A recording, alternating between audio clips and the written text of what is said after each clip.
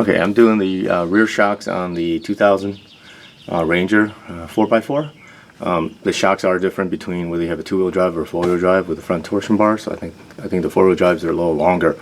But anyways, this thing's got a lot of rust again from the Midwest.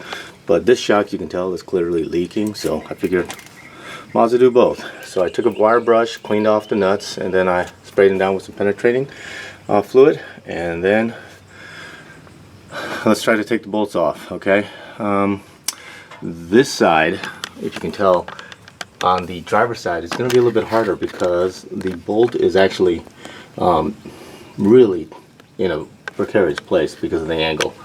But we're going to give it our best shot. Hopefully.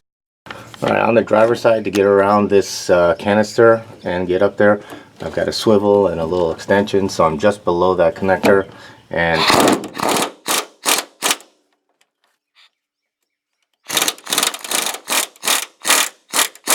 that's the way we're getting it out. All right, I'm on the passenger side. I'm going to try. It's an 18, and of course that's in the way. So we're going to try something else. Okay. All right, I repositioned the jack stand. Let's give this another shot. I'm using my little stubby 18. Okay, it's loose. The rear's spinning. So let me get a wrench on the back side. It frees up. Okay, it's really rusty. Alright, let's keep going. Alright, back and forth, and it finally came out. So that's loose, so that's okay. Let's take the mallet. There we go. Now we're going to go up top and undo the top. That's going to be fun. Alright, I was able to get the passenger side off. The top, this side has a little more access.